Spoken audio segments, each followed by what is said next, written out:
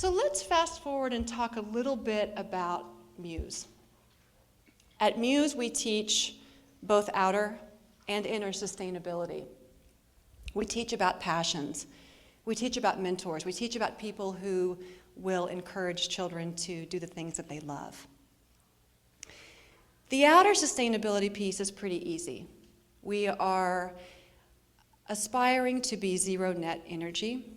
We are aspiring to be zero net water.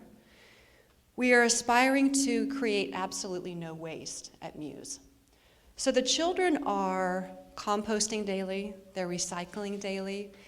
We are getting ready to install 5 solar arrays. We are showing the children that they can build things from Recycle Town. So they're learning about engineering, and they're learning about technology. They're learning about being creative. They're learning about science and math. Let's talk about inner sustainability. It's not something we hear a lot about. When you come to MUSE, whether you are a returning student or a new student, your teacher sits down with you and your parents, and your teacher says to you, tell me what you love. Tell me what your passion is. What do you love to do in the summer times? What have you been doing in the summertime? We write that down and we document it on their individual learning plan. This is something that follows the student for all of the years that they're at MUSE. We can also send it along with them when they go to another school. The role of a teacher is to facilitate learning. That's it. And part of the problem is, I think, that the culture of, the dominant culture of education has come to focus on not teaching and learning, but testing. Now, testing is important. Standardized tests have a place. But they should not be the dominant culture of education. They should be diagnostic. They should help.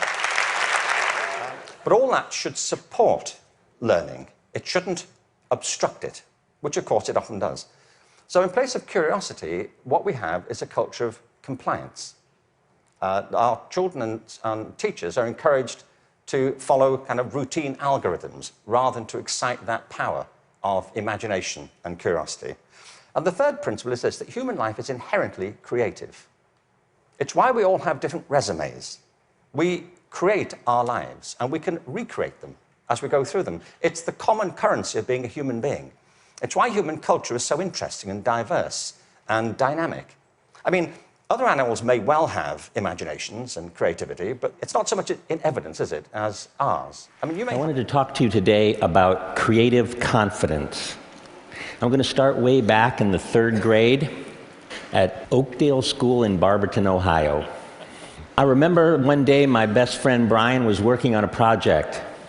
He was making a horse out of the clay that our teacher kept under the sink. And at one point, one of the girls that was sitting at his table, seeing what he was doing, leaned over and said to him, "That's terrible. That doesn't look anything like a horse." Right? And Brian's shoulders sank, and he wadded up the clay horse and he threw it back in the bin. I kind of never saw Brian do a project like that ever again.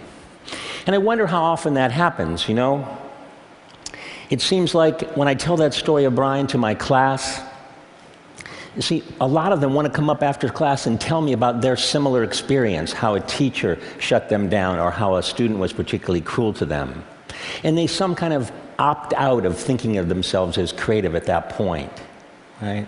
And I see that opting out that happens in childhood, and it moves in and becomes more ingrained even by the time you get to adult life. We made a really conscious decision to bring PCM into MUSE because we really wanted to be able to follow our mission, and our mission really is around inspiring young people.